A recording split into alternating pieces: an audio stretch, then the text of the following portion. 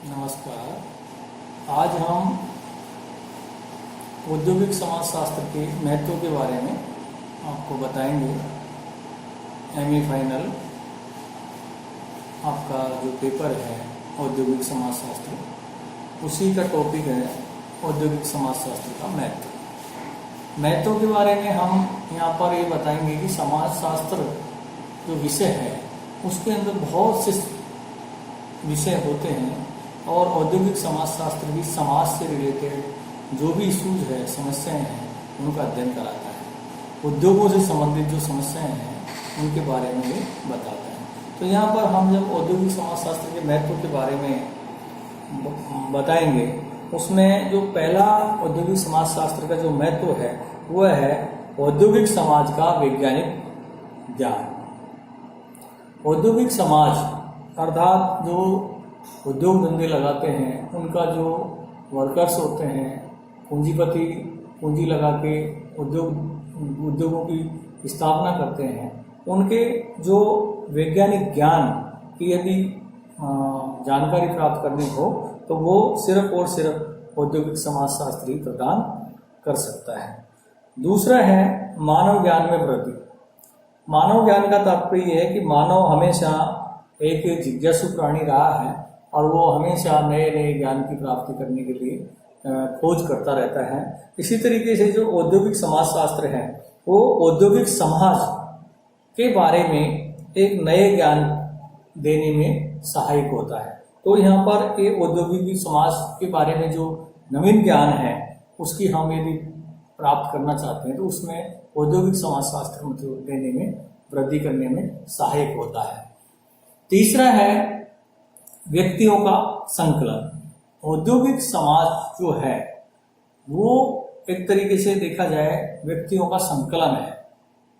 व्यक्तियों का संकलन का तात्पर्य ये होता है कि औद्योगिक समाजशास्त्र हमेशा ये बताता है कि औद्योगिक समाज के अंदर क्या क्या परिस्थितियां बनती है और उन परिस्थितियों का किस तरीके से समाधान निकाला जा सकता है। किस तरीके से औद्योगिक समाज के अंदर देखा जाए तो श्रमिक वर्ग, सबसे ज़्यादा श्रमिक वर्ग का अध्ययन किया जाता है औद्योगिक समाजशास्त्र में। श्रमिक वर्ग एक तरीके से बहुत संख्या में होते हैं उस उद्योग के संचालन के लिए। चौथा जो महत्व है औद्योगिक समाजशास्त्र का वो है कि समस्या निवारण में सहायक। उद्योग जो स्थापित किए जाते हैं उनके अंदर जो समस्या का निवारण किया जाता है वो सिर्फ और सिर्फ औद्योगिक समाजशास्त्र द्वारा ही किया जा सकता है, जिसमें हम कई प्रकार की जो समस्याएं आती हैं। जब उद्योग स्थापित किए जाते हैं तो श्रमिक वहाँ पर कार्य करने के लिए आते हैं, तो उसमें जो समस्याएं हैं वो बहुत सी समस्याएं होती है, उनका निराकरण औद्योगिक समाजशास्त्र करता है। जैसे समस्याएं श्रमिकों का आवास की समस्याएं, जैसे श्रमिक लोग आए हैं अब उनको आवास नहीं है, रहने की व्यवस्था नहीं है, तो इस समस्या का समाधान भी औद्योगिक समाजशास्त्र कराता है। इसी तरीके से श्रमिकों की बीमारी, स्वच्छता या स्वास्थ्य की समस्याएं हैं, कार्य करने की दशाएं, किस किस कार्य की दशाएं हैं उनके बारे में औद्योगिक समाजशास्त्र बताता है। उद्योगों में होने वाली दुर्घटनाएं, श्रमिकों की भर्ती और चयन, श्रमिकों के बालकों की शिक्षा, श्रमिकों की मजदूरी एवं भत्तों की समस्याएं, श्रमिकों की सुरक्षा, आर्थिक एवं स्वास्थ्य संबंधी जैसे बेकारी, वृद्धावस्था में श्रमिक क्या करेगा क्या नहीं करेगा, कि जब तक वो युवा होता है और जब तक उसमें ताकत होती है तब तक वो कार्य करता है, मजदूरी प्राप्त करता है, परंतु जिस उद्योग के लिए उसने पूरा जीवन, पूरी जवानी समर्पित कर दी, तो जब वो बुढ़ापे के अंदर कहने का वृद्ध हो जाएगा तब वो क्या करेगा, उसकी देखभाल कौन करेगा, उसकी आजीविका कैसे चलेगी, उसका जीवन कैसे यापन होगा। इस समस्या का निदान भी औद्योगिक समाजशास्त्र कराता है। श्रम कल्याण की समस्याएं, हड़तालों एवं तालाबंदी, ये जो समस्या है इसका समाधान भी औद्योगिक समाजशास्त्र करता है। और श्रमिकों का प्रतिनिधित्व एवं भागीदारी कौन करता है, कैसे होना चाहिए, इसका भी जो दिशा निर्देशन औद्योगिक समाजशास्त्र के द्वारा ही किया जा सकता है। यंत्रीकरण से उत्पन्न समस्याएं, आज का जो दौर है वो यंत्रीकरण का है, और यंत्रीकरण मानव का क्या है कि भावनाओं कम और उसके कार्य की ज़्यादा मतलब वैल्यू है। तो इस तरीके से यंत्रीकरण का दौर है, इंडस्ट्रीज लग रही है, इंडस्ट्रीज में प्रोडक्शन है, कीमत है, इस तरीके से। तो यंत्रीकरण से उत्पन्न जो समस्याएं हैं उनमें कैसे सामंजस्य बिठाया जाए, ये समस्या का निदान भी औद्योगिक समाजशास्त्र के माध्यम से किया जा सकता है। और श्रमिक बस्तियों की समस्याएं, श्रमिक जो आते हैं और नई नई बस्तियां निर्मित, तो उनमें कई प्रकार की समस्याएं आ जाती है, उसके निदान में भी औद्योगिक समाजशास्त्र का बहुत बड़ा महत्व है। इस तरीके से श्रमिकों की अनुपस्थिति की समस्याएं, कई बार श्रमिक अनुपस्थित रह जाता है, तो उस अनुपस्थिति की समस्या को किस तरीके से सोल्व किया जाए, सॉर्ट आउट किया जाए, ये भी औद्योगिक समाजशास्त्र ही बताता है।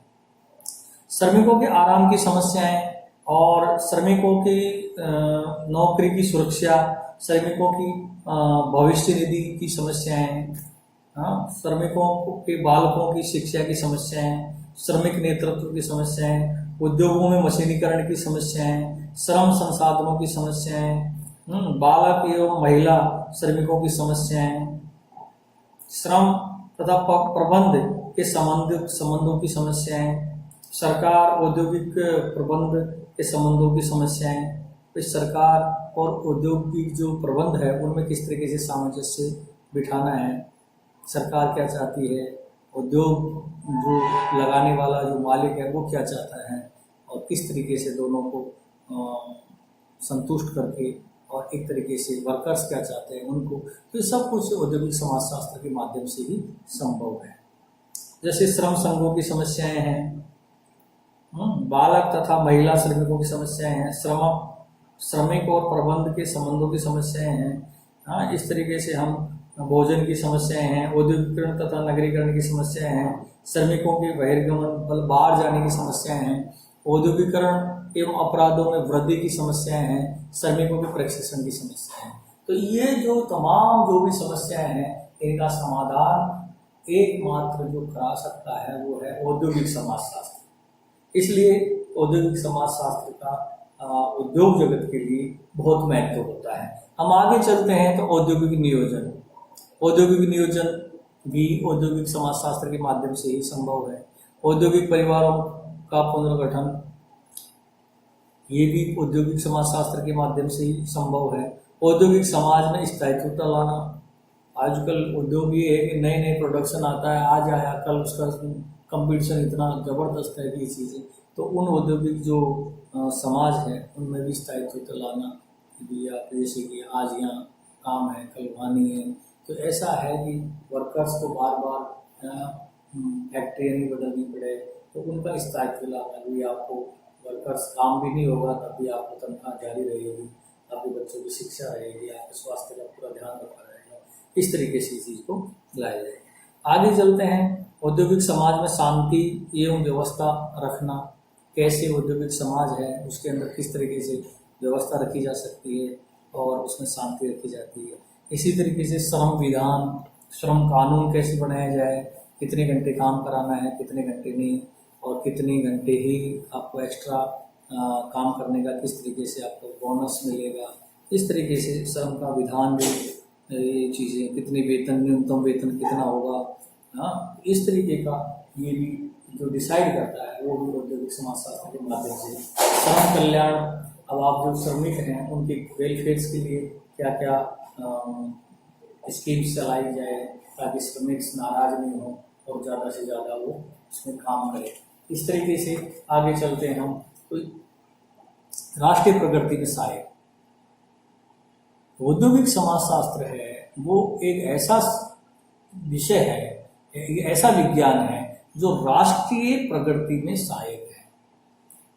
किसी भी राष्ट्र की जब तक प्रगति नहीं हो सकती जब तक उसमें नए नए उद्योग धंधे स्थापित नहीं हो, नई नई टेक्नोलॉजी नहीं आए, नए नए उत्पादन के संसाधन का नहीं हो, वहाँ के जो वर्कर्स हैं, वहाँ के जो नागरिक हैं उनको रोजगार नहीं मिले, तो इस तरीके का रोजगार कैसे दिया जाए, श्रमिकों की क्या समस्याएं हैं, प्रोडक्शन बढ़ाया जाए, निर्यात को बढ़ाया जाए, आयात को बढ़ाया जाए, तो इस तरीके से ये सारी चीज़ों को ध्यान में रखते हुए औद्योगिक समाजशास्त्र का बहुत समाज के लिए, औद्योगिक समाज के लिए बहुत महत्व है। और इसका इतना महत्व है कि जब तक औद्योगिक समाज जिंदा है तब तक औद्योगिक समाजशास्त्र को एक तरीके से पथ प्रदर्शक के रूप में माना जाता रहेगा। Thank you. आज के लिए इतना ही काफी, और नेक्स्ट बार आपको